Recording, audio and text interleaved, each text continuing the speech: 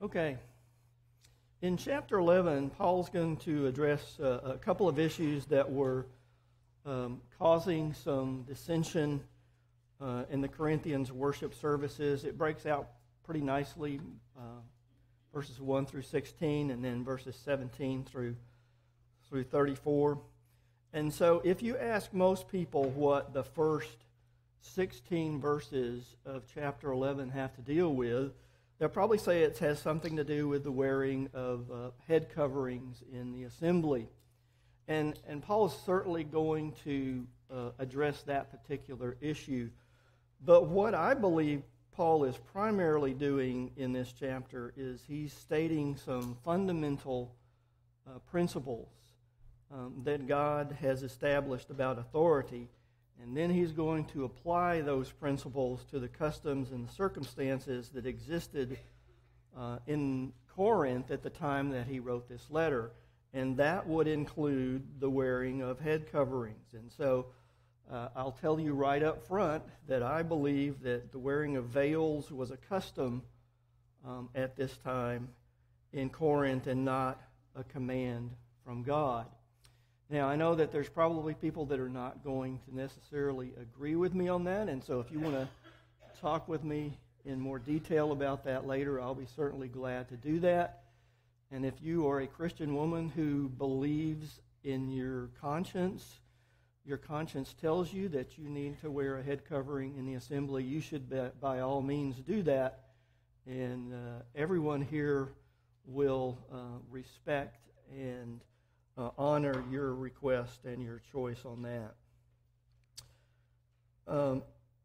While we may not agree on that specific point, I believe that we can all agree that we have to follow these underlying principles that God has established no matter when we live or where we live. And so I'd like to look at these principles before we get actually into the text. And so God has established, I believe, a hierarchy or an order of authority from the very beginning. And we're going to discuss that in more detail in just a minute. Secondly of all, He has established distinct roles for men and for women. And then third, He expects us to stay within those roles and not deviate from them. And so those principles are always important. They're always relevant. But I think even more today, these principles are especially relevant because homosexuality and transsexuality today are not only being celebrated, but they're being promoted by the media, by some in government, by some in academia. And so those of us who oppose those sinful lifestyles are being said to be bigots and to be hate mongers. And so this is something that I think is definitely an issue for us today. So while that is true, we know that our culture and customs change from generation to generation. Some of us here have seen things change drastically in our own lifetimes. But we have to remember that God's laws never change. And so whatever society or whatever culture does, we always have to find ourselves to be obedient to the Word of God. So this is the way that Mike Willis puts it in his commentary on 1 Corinthians. He says, the customs of one's day are not to be ignored or rebelliously rejected as long as those customs do not violate God's word at any point. And so the key there, I think, is what's underlined and what's bolded, that we can follow the customs of the day as long as they don't violate God's law. So that's something I think we need to keep in mind as we go through these first 16 verses. So he says, starting in verse 3, he gives the order of headship or authority that God has established. He says that the head or authority over every man is Christ, that the head of woman or the wife is the husband, and that the head of Christ is God, and that is God's order. But one thing he's going to make sure that is clear in this chapter is that this headship, this order, has nothing to do with superiority or inferiority. They were put in place by God to establish and to maintain order. And so subjection is not something that is demeaning to women, because all of us are in subjection in one way or another. Even Christ is in subjection to the Father. So men and women are spiritually equal in Christ, but they have been given different roles that they are to fulfill. So starting in verse 4, he's going to give us some specifics. He says, for a man who prays or prophesies with his head covered, it is a dishonor to his head. So for a Christian man in Corinth to pray or to speak by inspiration with his physical head covered would be a dishonor to his spiritual head, that is Christ. And that's because by doing that, he was indicating that he was in subjection to someone other than Christ. And according to Vines, regarding the cover itself, according to Vines' dictionary, the word used in verse 4 for covering literally means to have something down the head. So I believe this was more than something that was just sitting on the top of a person's head. It was hanging down from the head. So I believe that it was a veil. And so a man who wore a veil when he was praying or when he was prophesying dishonored or brought shame on Christ, his spiritual head. And I don't think any of the Corinthians had any problems with that. I think that was, for a man to do that, I don't think they had any problems with that or disagreement with that. But in verse 5, he says, if a woman was praying or prophesying, she should be wearing a veil, because if she didn't, according to the custom of that day, then she would be dishonoring or shaming her head, and that is her husband. And so what we're historically told is that the custom for both Greek and for Jewish women at this particular time was to wear a veil in public. And so I think what Paul's point is that even though these women had been given spiritual, miraculous gifts at this time, it didn't change the fact that they needed to be in subjection to their husbands, and they needed to show that subjection by wearing a veil. In fact, it was probably a little bit more important than normal because, as we'll see later, the giving of spiritual gifts could cause people to become overly proud. And that could have happened to these women. It could have led them to try to take on a leading role in the assembly. And so I think what Paul does is give them a reminder of the order that God has left for us. So in addition to that, in this culture, the wearing of a veil was a sign of virtue, and it was a sign of modesty. So if a woman removed her veil in public, she was not only renouncing her subjection to her husband, but she was indicating that she was either unmarried or that she was sexually available, or both. And so Paul says if she did that, then she might as well just shave her head, because that was an indication at that particular time that she was a prostitute, or that perhaps it was indicating that she was trying to step out of the role that God has given to men and women, and that she was trying to appear to be a man. In either case, it was a shame for her to do so. So in first century Corinth, men were not to wear a veil in order to show that they were in subjection only to Christ. And women were supposed to wear a veil to show that they were in subjection to their husbands.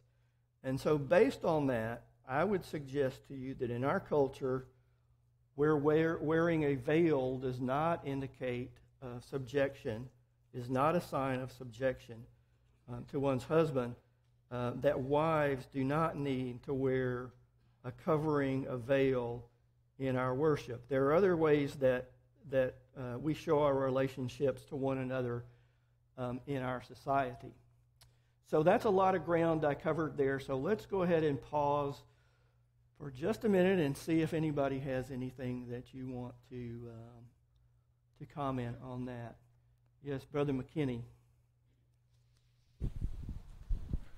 I'm trying to understand that what we're talking about is customs in the United States. Yep. And I think what they're referring back to is probably customs in the Jewish world. But even now in certain parts of Asia, it is the custom to wear a veil, right, for a woman to wear a veil. Right. And I would think that perhaps that the Christians in that area, first off, you're in danger already. And second, I would think that having to wear a veil would probably be complying with the local customs. I don't know. Oh, I agree with that completely. When we started, God established these principles, and then Paul applied them to the customs in Corinth. We have to apply them to the customs here, I believe, and then, like you say, in certain places in the Middle East or wherever, Christians there would have to apply those principles to their customs as well. And so I think it goes back to what the Mike Willis thing was. We can follow the customs as long as they don't contradict God's law. I know that Mimi never, it used to be the custom. I mean, women never went to the assembly without a hat. And right, that was all of us. Right. And through the years, like you say, the customs changed, and there was no indication that it violated anything, but she wore a hat anyway. Yeah, and there are certain regions of the U.S. today where that is very common, and so I think that's appropriate for them. Any other comments on that? Yes, John.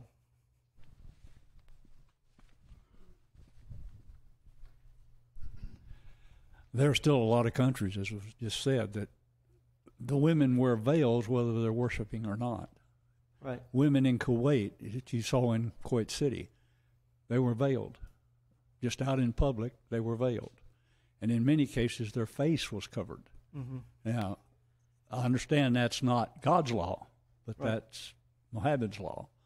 But the veil had a purpose and in God's law, it had a purpose. In the Jewish world and in our world today, it had a purpose.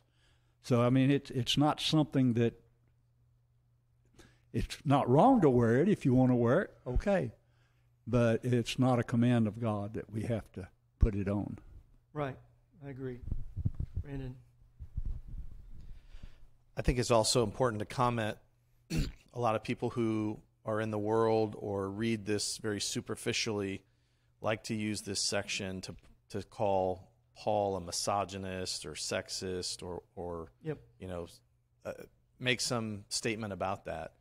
And they ignore the fact that the comparison that he gives with Jesus and the church and Jesus and God the Father, for example, Jesus is God, but Jesus has a different role than God. Right. Right? And you see throughout Paul's writings talking about how Jesus is God, but they have a different role. And he says in the passage later, that men and women are interdependent on each other. There's not one greater than the other, but we rely on each other. In the same way that Jesus, in his role as part of God, had to submit himself to the Father, men and women have that same obligation. One has to submit in authority to the other. It doesn't make them lesser, just gives them a different role. And I think it's important we point that out, that it's not one is greater than the other. It is that we are interdependent, but there still has to be a submission one side or the other. Yeah, I think he says that several times. Like you say, he's going to say it again a little bit later here in this chapter. So I think that is very important to remember, that he's not talking about inferiority or anything like that. Yes, sir. This is a complicated passage, and there's a lot of things that can be said about it.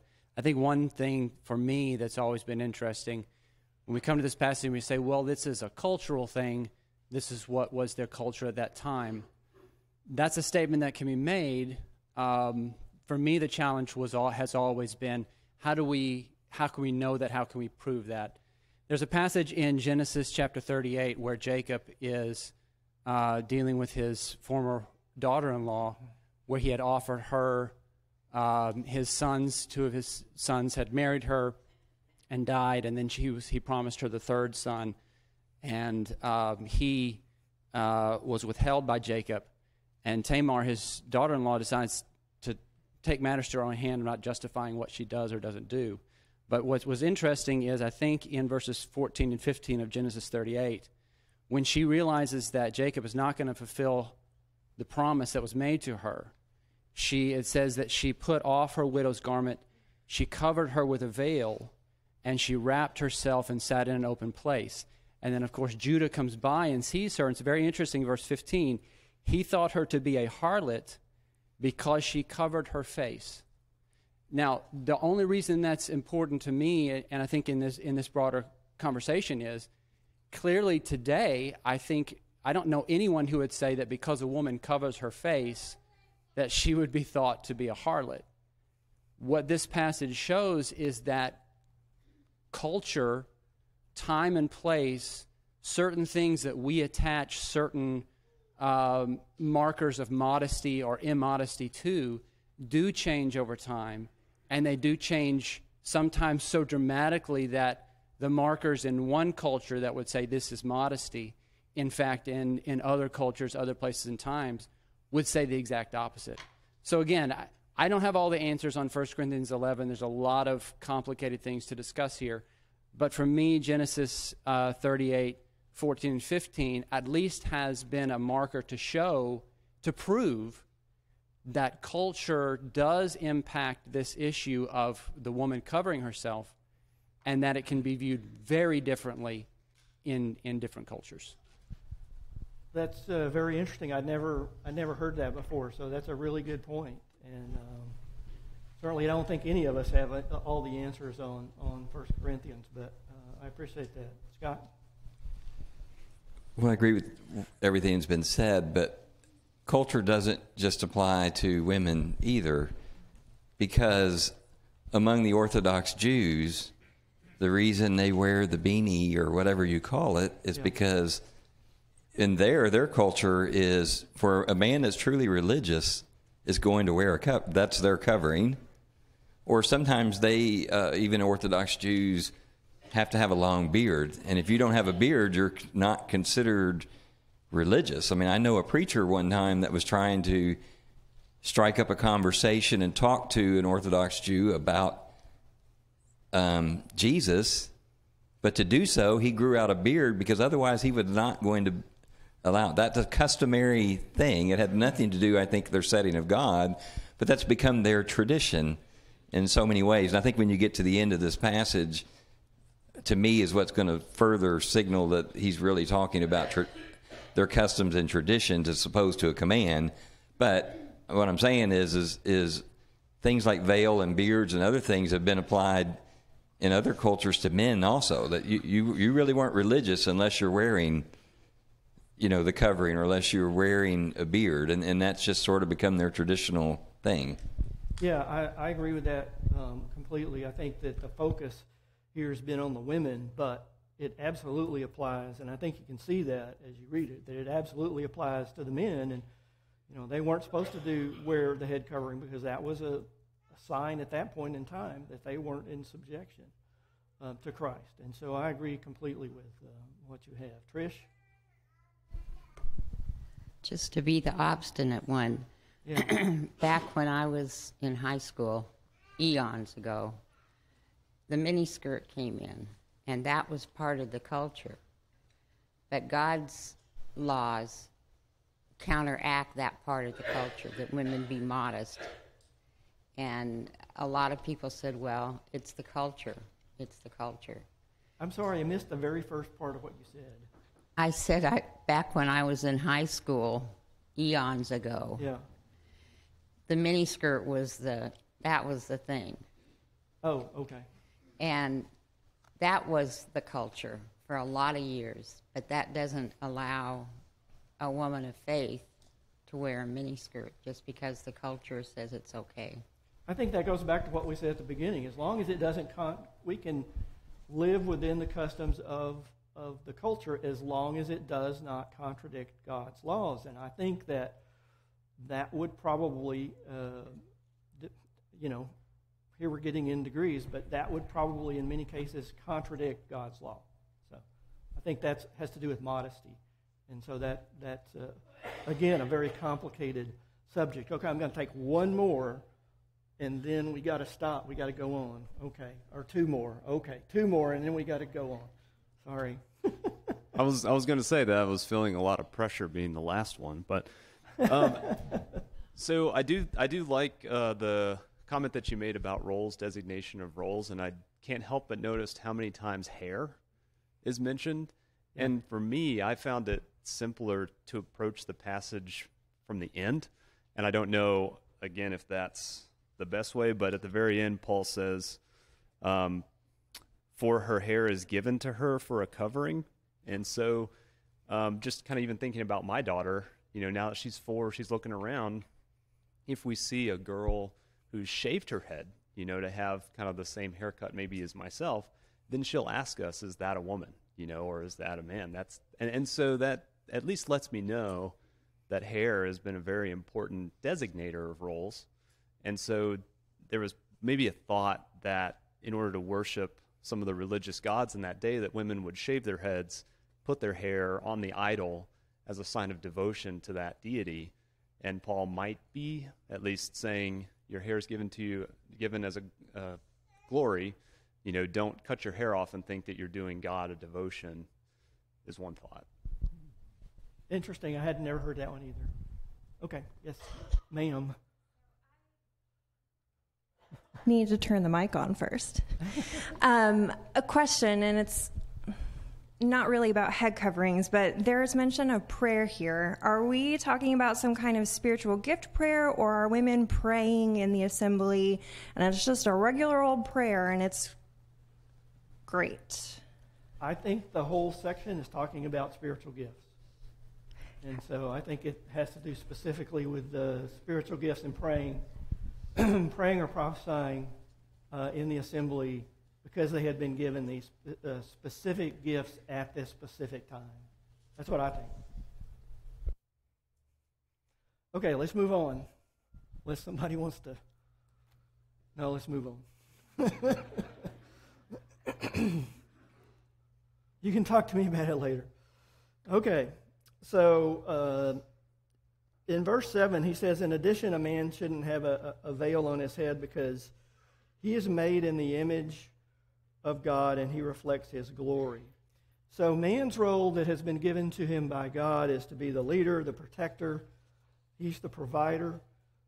So I think when he assumes that role, he brings glory to God, and he shows that he's subordinate only to Christ and to no one else.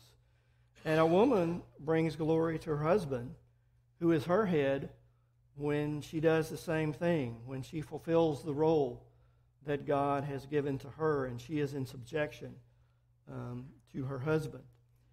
And so he's going to go on, starting in verse 8 down through verse 13, and he's going to make several arguments to support this. First of all, in verses 8 and 9, he makes the argument from creation, that man was created first, and then that woman was created from man and for man. And so woman is to be in subjection to man because of that, and not because she is inferior in some way. She was created, as we know, to be a suitable helper, and she was to be a counterpart that completes what is missing in man. And so, again, you have that idea that this is not anything to do with inferiority. It has to just do with roles. The second argument he makes is because of the angels. And he says that a woman or a wife ought to have a symbol of power or authority on her because of the angels.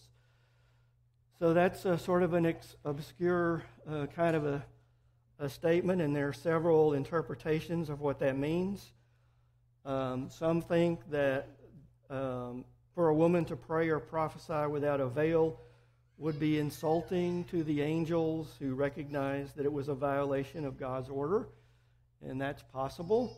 But to me, the best explanation is that he is using the angels as an example that fits the context better for me. So we know that some of the angels rebelled against God and didn't stay within their God-appointed roles.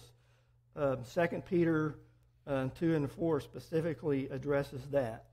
So to me, I think the best explanation is what he's saying is that women should learn not to make the same mistakes that these rebellious angels did and be punished because of that.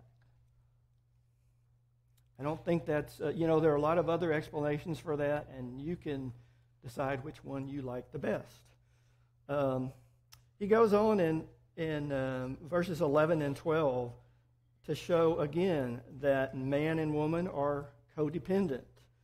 Neither should think that they're superior because neither one exists alone in God's divine order. We need each other. And so when we fulfill the roles that God has given to us, we are submitting to Him, and we are bringing glory to Him. And so third, he says in verse 13 that they could decide for themselves, basically, what was appropriate based on their judgment, based on their experience. And so instead of giving them a command, in this case, he asks them, according to your customs, is it proper for a woman to pray to God with her head uncovered? And that's a rhetorical question, obviously. The answer is no, not in that culture. And then he goes on in verse 14 and he says, even nature tells you it's a shame for a man to have long hair. So here we get to the hair part of this issue. So what does the word nature mean in this particular passage? Without going into a tremendous detail, nature can either refer to what is according to the laws of nature, or it can mean, as Thayer defines it in one place, to refer to long established practice or custom. And so Albert Barnes, in his commentary on 1 Corinthians, says, it is your natural sense of what is decent and right according to established and acknowledged customs and habits. And so the implication, I think, is that they were able to determine what was appropriate according to the accepted customs of their society. And I think that goes along with what he says in verse 13. So in Corinth, the distinction between man and woman was largely determined by observing the length of the person's hair. That was their custom at that particular time. And so in Corinthian culture, again, it was not acceptable for a woman to appear unveiled anywhere in public. And according to that same custom, it was a shame for a man to have long hair. So in Corinth, generally, men had short hair and women wore their hair long because he says it was a glory for them. And so again, in Corinth, to them, hair length was one clear distinction between men and women. In our society, our customs are not quite as well defined. At least I don't see that they are quite as well defined. And so, to me, what is truly is important is not the exact definition of what is long and what is short. I don't know anybody that can really do that. Because as we stated earlier, again, what is normal and what is appropriate hair length and dress is going to vary from culture to culture and from time to time. So to me, again, we go back to those basic principles that God has established, that men and women have distinct roles, that there always must be a clear distinction between male and female. We should always be able to tell the difference. Men should dress like men and look like men, and women should dress like women and look like women. And so both must stay within the roles that God has given to them. So when it gets to the point, I think, where we can't tell if someone is a man or a woman, then I think we've gone too far. A person has gone too far, and so that is sin in God's sight. And so I think we see that very often in our society today, more often in our society today maybe than in some other times. So, in verse 16, he's going to conclude this section. He says, if anyone would argue with this, all the congregations of God's people follow this same practice. And so it appears to have been a universal custom in Paul's day for this to be true. So let me stop there and see if we have some comments about that. I just have a question, maybe what you might, let's say you're talking with someone who has a very traditional background and then talking to someone who has a very non-traditional background. How do you look at the text in this case and tell them like what you're deciphering as just, oh, this is just a cultural thing and this is what's commanded? I feel like there's a lot of times in my discussions with other people where I find myself confused in passages like this, where it's like, I don't know exactly if this is the commandment or if this is the cultural thing we're talking about. Like, and this is not really doesn't apply to us nowadays. Like, where do you draw that line in some of these passages? Yeah, and that's not an easy thing to do, and I think that's why we have to be somewhat tolerant of people who have different opinions in this area, which is not. I wish Paul had, said this is a command for all time. You will do it this way. This is, you can't wear your hair long, men, women, you have to. But he didn't do that, and so I think you have to look at the context of what is being said, and you have to look at history and see that over history things have changed tremendously, and so what applies now may not actually apply strictly, tomorrow. So I don't have a real good answer for you for that. I just think you have to look at the context and go through it and try to be, tolerant of people. Just one comment on that. Would you say that verse 2 where it says, now I commend you because you remember me in everything and maintain the traditions even as I delivered them to you, would you say that's the indication of it, this next group of passaging be that's just talking about traditions? Or would you say, I don't know if that makes sense, but how do you, is that a clear indication right there, or is it more the context of this chapter and the whole teachings of 1 Corinthians? I think that's a general comment that he's making, but I think the word traditions there doesn't mean traditions in the sense that we use the word traditions. I think it means the scriptures that were handed down to you, the inspired word that was handed down to you. Brandon? Yeah, obviously we're starting to focus a lot on physical appearance, but I would circle us back to what you said in the beginning, and that it's about assigned roles. Mm-hmm. And can physical appearance sometimes sort of meld? And I mean, there is no better example now, right, than our current culture, right? Which is, pressures from the outside that would say, I'm non-binary. I'm neither man nor woman, and I dress in a way that makes me ambiguous, and that essentially is eschewing what our role as a woman or a man is supposed to be. So, like you said earlier, and you talked about natural, the thing that made me, it referred me back to Romans, right? Romans chapter 1, where it talks about God gave them up to dishonorable passions. The women exchanged natural relations for those that are contrary to nature, and men likewise gave up natural relations with women and were consumed with passion for each other. They were taking on roles and things that were not the way God intended them to be. And whether whether your culture says men can have long hair or not, I think is, like you said, really just dependent on your local culture. But what role are you taking? Yeah. Are you acting like a man? Are you being the head of your household? Are you being a provider for your family, right? If you are a woman, are you, regardless of what your culture dictates that you dress like or look like, are you taking on the role that God assigned to you?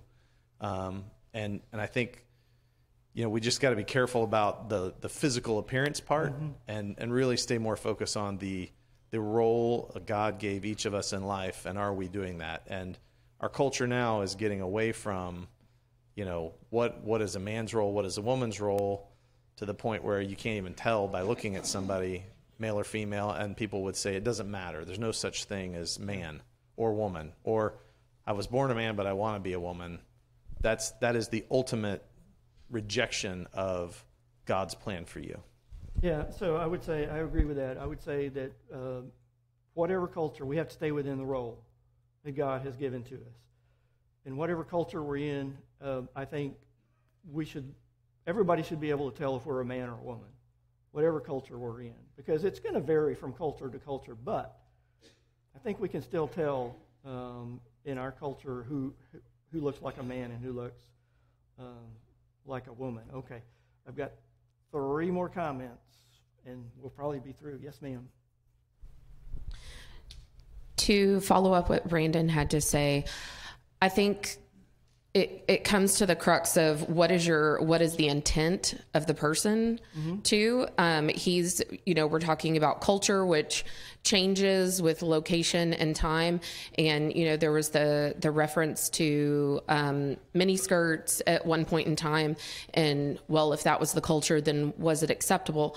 And I think the point with all of it comes down to what is in that person's heart and what's the intent, which we cannot judge, that one to another. But I think that's a self-examination thing. Am I embracing my God-given role and what God created me to be? And if I am embracing what God created me to be, then I'm going to celebrate that, and I'm going to fulfill that role to the best of my ability and do what He has asked of me, and embrace the gifts that He has given me to bring glory to Him and to my husband. And I think that you can apply that to any of these rules. It's got to be a self-examination. And when we get into talking about modesty and things like that, again, that's a self-examination thing. And what is our intent, and what are we trying to portray? And that's why I'm very hesitant to ever put my thoughts or opinions on someone else and what someone else should be doing when it comes to modesty or how you're trying to present yourself. I think that's a self-examination thing. And when that comes into question, it needs to be treated that way. And I think you have to go back to the fundamental principles if you're trying to discuss that with somebody, of what is your intent and what are you trying to do? Are you trying to glorify God? Yeah, I think we talked about it last week. Whatever you do, is it bringing glory to God, or are you trying to get as close to the line of sin as you can? So I think that's a good point. Two more. Jacob. I was going to talk about Quentin's question about culture and how do we determine what's cultural and what's principle. I think that, so in this text, and you've pointed this out, there are clear principles that are eternal principles about the order in which God made things, and if you want to call it a hierarchy, that's fine. That's pretty clear. There's something there in verse 3.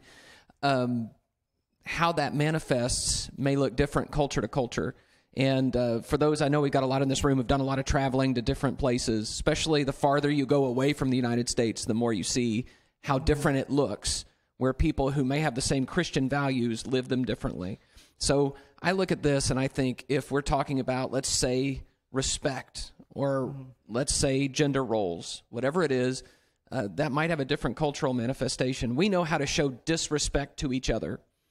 So when I see greet one another with a holy kiss, I know how to greet my brothers and I know how not to greet my brothers. And in fact, I think it would probably be weird and disrespectful to start kissing my brethren.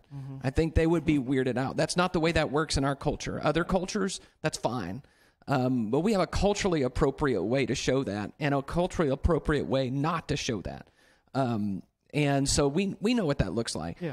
That's different to me than like in chapter 14, where he's going to talk about women speaking in the assembly. Right. And he says, this is a rule in all the churches. And he also says, this is, did the word of God come from you? Do you think you're above this?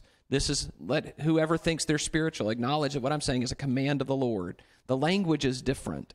So there are some practices like that I don't think are culturally determined. Right. And, obviously there's some discernment there, and we need, like has been expressed, maybe some tolerance, and not everybody's going to see it the way we do. But I think usually we can boil things down to what's the principle, and then be able to say, so is this specific act important to God, like taking the Lord's Supper? Or is it something about the way this principle is communicated through our cultural time? My thought. Good point.